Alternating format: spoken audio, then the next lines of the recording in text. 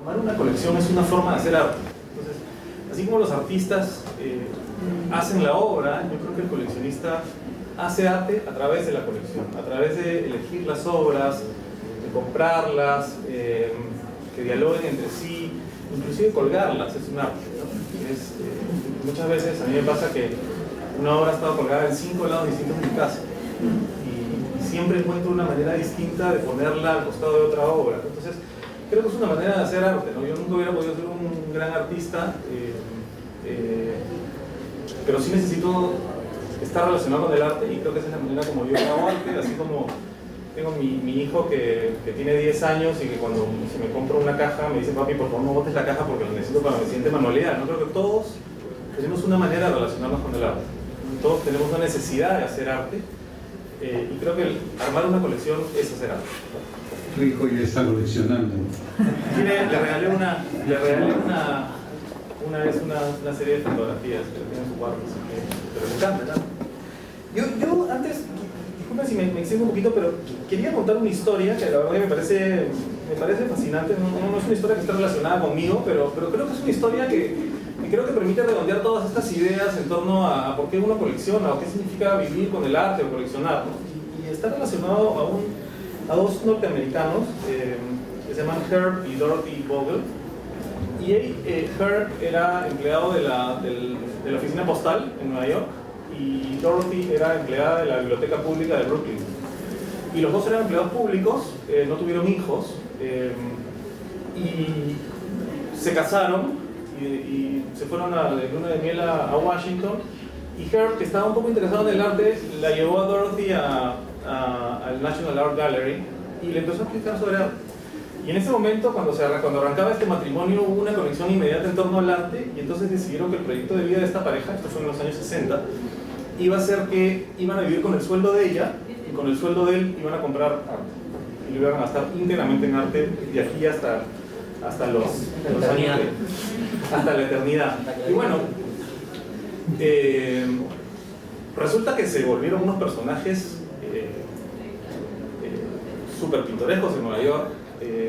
Los artistas que se hicieron amigos de ellos decían que cuando uno quería saber qué estaba pasando en el mundo del arte en Nueva York tenía que llamar a los Vogel y decirle a dónde tengo que ir, porque dicen que ellos salían del trabajo y se iban directamente a las galerías o a los museos y se veían todas las muestras y iban a todos los museos. Y en ese momento los Vogel le compraron la obra de arte y entonces le dan el precio y entonces Herb le dice a Dorothy: llegamos muy tarde, qué pena.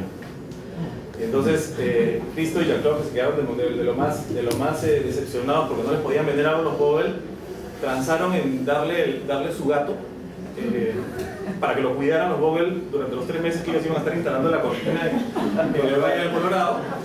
Y a cambio y la forma de pago era uno de los estudios de la cortina del Valle del Colorado, ¿no? Bueno, ya hace muy pocos años ellos le han donado, acumularon 5.000 obras, vivieron toda su vida en un departamento muy chiquito donde las obras no entraban, rodeados de sus gatos, sus peces, vivieron de una manera muy austera, nunca quisieron vender una obra de arte. De hecho, si hubieran vendido una obra de arte hubieran probablemente pasado a vivir a la mejor zona de Nueva York, en un departamento espectacular, pero no querían eso. Y le han donado toda su colección, se la han donado al National Art Gallery. Entonces el National Art Gallery se convirtió en el inicio de esta vida, en el inicio de esta colección, en el inicio de este proyecto de matrimonio entre los dos. También se vuelve a formar el inicio de esta segunda etapa de esta colección, porque esta colección se queda ahí para siempre. Y lo otro que interesante es que además le ponen como condición al National Art Gallery que tienen que haber 50 obras que tienen que ser donadas a 50 museos en Estados Unidos, por un programa que se llama Una Obra para 50 museos en Estados Unidos. Entonces creo que esto, cuando leí la historia, la verdad me pareció fascinante, me pareció impresionante. Creo que resume todo lo que hemos dicho. O sea, eso es lo que es coleccionar. Muy interesante. Gracias, Jorge. Tito. Bueno, creo que efectivamente mucho lo ha dicho Jorge con esta anécdota. El coleccionismo normalmente tiene a una percepción de poder o de snobismo o ese tipo de de asociación negativa, cuando yo creo que en realidad no es tanto una demostración de poder, sino quizás una demostración de debilidad, porque nosotros debido a esa debilidad terminamos pecando cada vez que vamos a ferias o a galerías o a las aéreas de los artistas. Tu conciencia te... La conciencia. Entonces, creo que efectivamente es una muestra, es una situación ambivalente, ¿no? Por un lado, efectivamente, hay esta sensación que tenemos de cazadores y de ir a ferias o de ir por obras y lograr adquirir una que nos gusta. Pero por otro lado también hay esta parte que muestra una gran debilidad y sobre todo una situación muy frágil, porque tenemos que optar entre varias cosas y eso muestra al final una sensación de más bien de renuncia, de debilidad, de tener que optar entre dos cosas que uno ama y por lo tanto al final este cazador termina en el fondo medio casado y medio debilitado y termina a veces no diría como perdedor, pero sí muy conflictuado con respecto a estas situaciones que tenemos. Ahora, ¿por qué colecciono? Y creo que lo importante para comenzar es decir que la colección no es necesariamente inversión de plata, sino es inversión de plata, pero sobre todo inversión de tiempo. Y creo que eso para los más jóvenes es más importante aún. Es decir, hay que, sobre todo como por ejemplo los jóvenes, hay que invertir al principio tiempo. Después se podrá hacer adquisiciones interesantes con plata, pero lo primero que tenemos que hacer es dedicarle tiempo. Inclusive yo, como les mencionaba, que soy un coleccionista tan indisciplinado y tan desordenado, pero dentro de mi disciplina, la verdad que le dedico mucho a esto, a leer, a explorar, ahora con internet, ni qué decir. Entonces,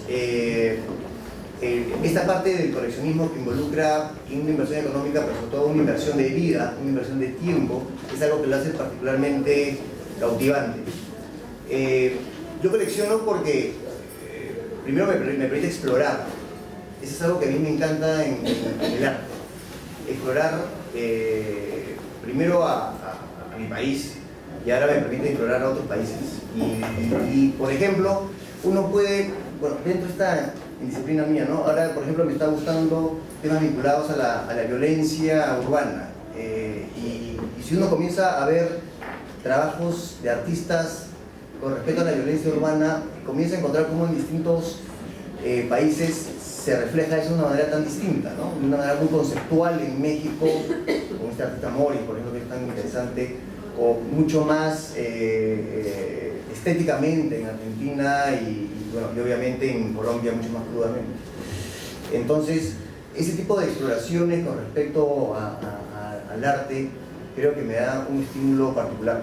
Por ejemplo, al principio, creo que como todos los que coleccionábamos, el óleo fuerte, el óleo de tamaño grande me cautivaba. Luego más bien me fui al papel y al carboncillo y la tinta china y ahora obviamente la fotografía. Entonces esta posibilidad de ir conociendo, seguir conociendo al mundo que a uno lo rodea a través del arte es particularmente importante para mí. Y si eso al final termina en una colección sólida y coherente, con una línea de conexión, bueno, si no la habré pasado bien y habré entendido mejor mi país o los países a los que viajo y habré sido, por no haber intentado tratar de mejorar. Gracias, Fido. Bueno, sin lugar a dudas, Ya se tomó el tiempo, hermano. Sí, hermano. coleccionar pues significa lealtades, también significa complicidad, también significa generar vínculos sociales de todo tipo, pero también te convierte en un agente, digamos, del circuito del arte. Y yo creo que... Perdón, Armando, tú ya nos has contestado la segunda parte en la primera parte. Te saltaste y consolidaste todo. ¿Por qué no vamos a la tercera parte? Iniciamos contigo la tercera pregunta, porque sí tiene que ver con lo que tú estás haciendo y lo que nos has adelantado ya es cómo ha impactado el coleccionismo en tu vida y qué haces con tu colección a largo plazo.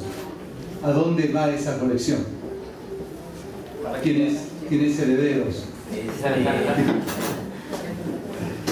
Yo creo que iba a que a mí me parece importante, digamos, cuando digo que nos convierte también en agentes, digamos, del mundo del arte. A mí, yo diría, centralmente siempre me han interesado los proyectos y siempre he estado en búsqueda de aquellas cosas que signifiquen mucho más que retener, te digo, o vincularme con un objeto. Y de ahí me parecía, por ejemplo, interesante contarles un poco lo que fue mi paso por Secuencia, dado que es una feria de fotografía.